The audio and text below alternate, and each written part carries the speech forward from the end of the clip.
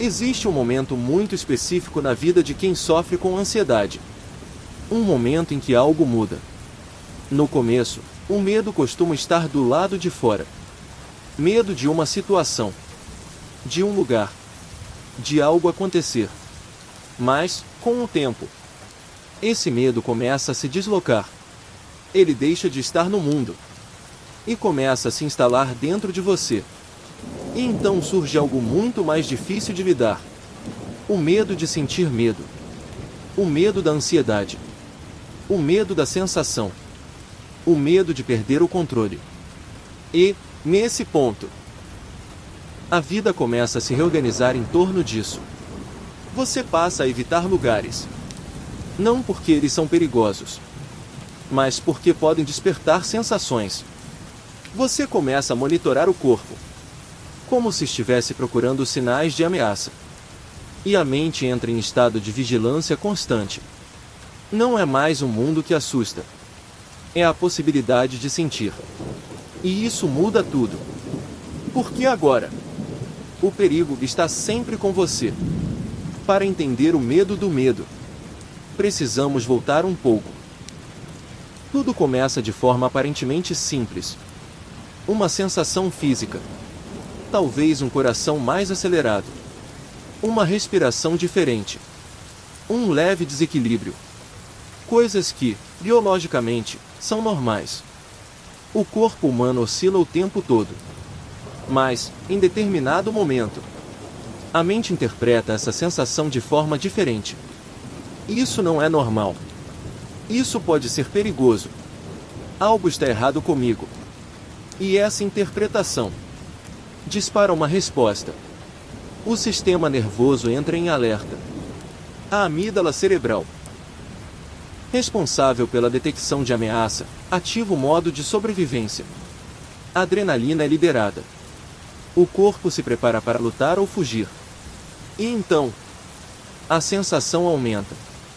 O coração acelera ainda mais. A respiração fica mais curta. O corpo entra em estado de urgência. E a mente conclui: eu sabia, isso é perigoso. Mas aqui existe um erro fundamental. A mente acredita que está reagindo a um perigo real, quando, na verdade, está reagindo a si mesma. Esse é o ponto central de tudo. A interpretação. A ansiedade não é o problema em si. O problema é o significado que você atribui a ela. Epicteto já dizia, há mais de 2000 anos. Não são os eventos que nos perturbam, mas os julgamentos que fazemos sobre eles. O corpo acelera. Isso é um evento. Mas quando a mente diz: isso é perigoso. Isso vai piorar. Eu não vou aguentar. Isso se torna um julgamento. E é esse julgamento que transforma desconforto em sofrimento. A partir desse ponto, um ciclo começa a se formar. E ele é extremamente poderoso. Funciona assim. Uma sensação aparece. A mente interpreta como ameaça. O corpo reage com mais ativação. A sensação aumenta. A mente confirma o perigo. E então surge algo novo. O medo da próxima crise.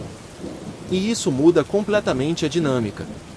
Agora, você não reage apenas ao que está acontecendo. Você começa a reagir ao que pode acontecer. E isso gera antecipação. Hipervigilância. Uma atenção constante ao corpo. Como se ele fosse um inimigo em potencial.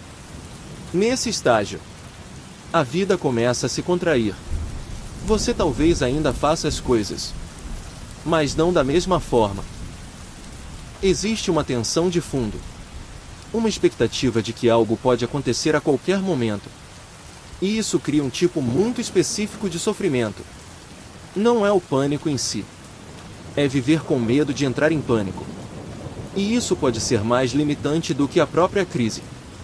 Porque a crise passa. Mas o medo dela permanece. Hoje, a psicologia entende esse fenômeno com bastante clareza. Ele é conhecido como medo interoceptivo. Sensibilidade à ansiedade. Basicamente, A pessoa não teme apenas o mundo externo.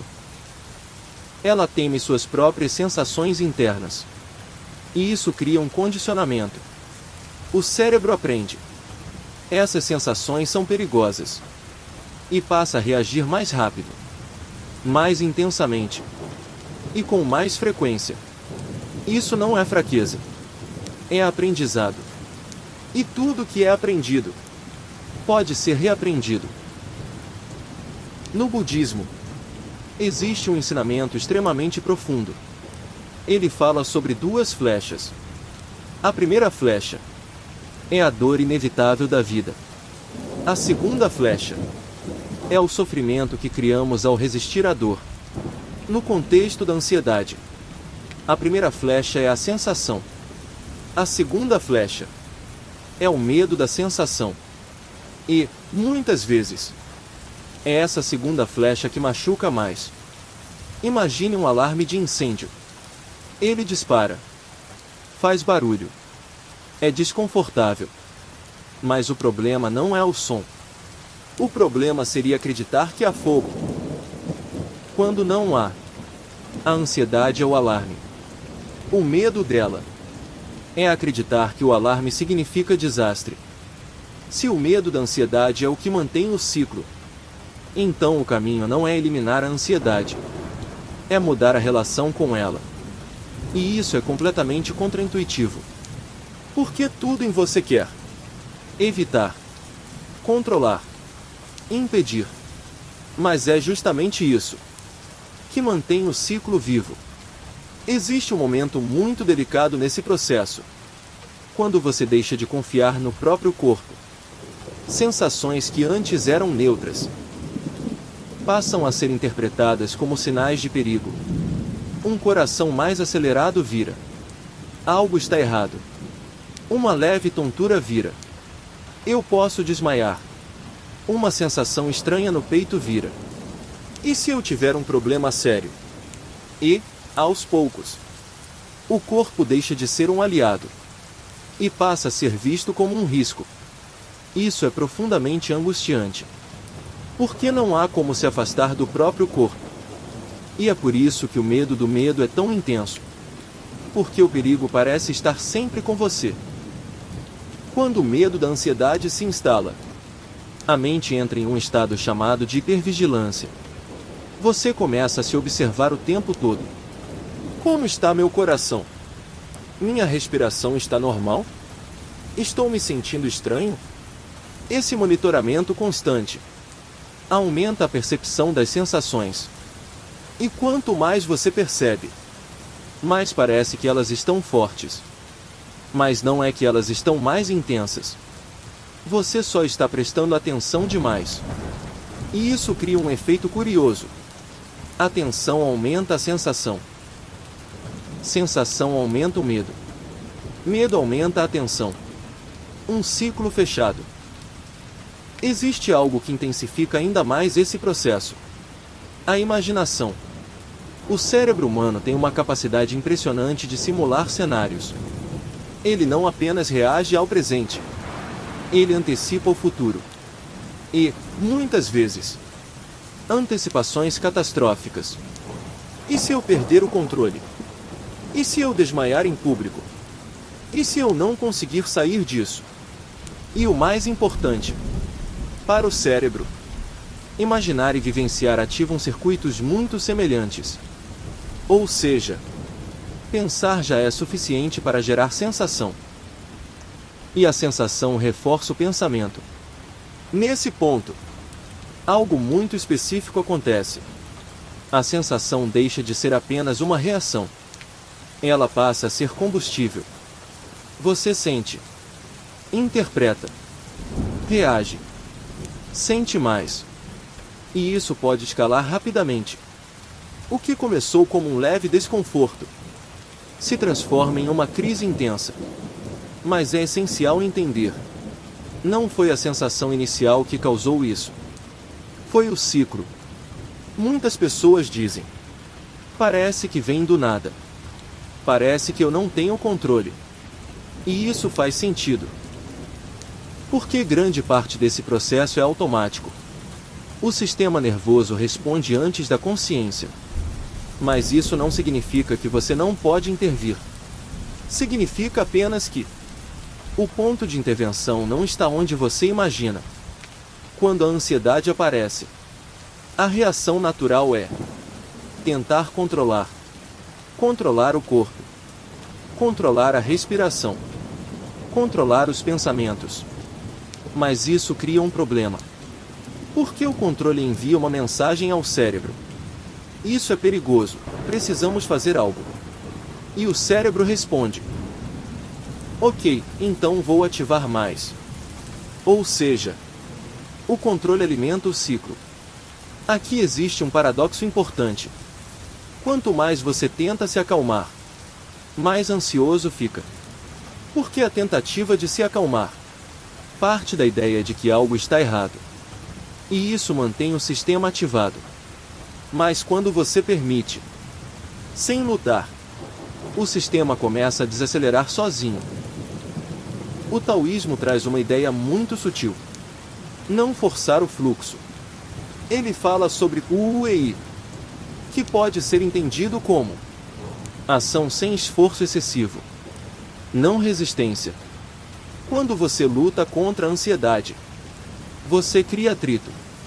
Quando você permite, o fluxo volta ao equilíbrio. Coragem não é não sentir medo. Coragem é sentir e não fugir. Sentir o coração acelerar e ficar. Sentir a tontura e permitir. Sentir o medo e não entrar em pânico por sentir medo. Isso é coragem. Na psicologia moderna, o tratamento mais eficaz para isso é a exposição. Mas não exposição ao mundo. Exposição à sensação. Sentir o corpo. Permitir a ativação. Não fugir. E, com o tempo, o cérebro aprende. Isso não é perigoso. Seu cérebro aprendeu que ansiedade é perigo. Agora ele precisa aprender o contrário. E isso não acontece com lógica. Acontece com experiência. Cada vez que você sente e não foge, você ensina algo novo. Se você sente isso, saiba. Isso é comum. Isso é compreensível. Isso não significa que você está quebrada. Significa apenas que seu sistema ficou sensível. E sensibilidade pode ser regulada. A mudança não começa quando a ansiedade desaparece. Ela começa quando o medo dela diminui. Quando você começa a olhar para a sensação e não fugir automaticamente. Menos controle. Mais aceitação. Menos resistência. Mais presença. Talvez a ansiedade não precise desaparecer. Talvez você só precise parar de tratá-la como inimiga. Talvez o medo ainda apareça.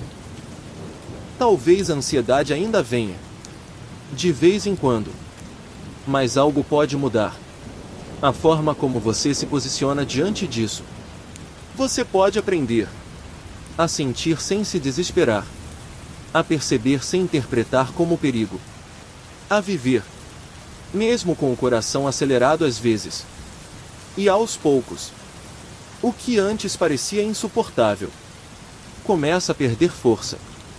Não porque desapareceu, mas porque você não teme mais da mesma forma. E quando o medo do medo começa a ir embora, você descobre algo muito importante. Que você nunca foi fraca. Você só estava com medo de algo que parecia maior do que você. E agora? Você está aprendendo que não precisa ter certeza para continuar. Que não precisa controlar tudo para estar segura. Que consegue sentir sem se perder. Que consegue permanecer mesmo quando a mente pede para fugir. E, aos poucos, você descobre algo muito importante. Que consegue ficar. E ficar já é o começo de voltar a viver.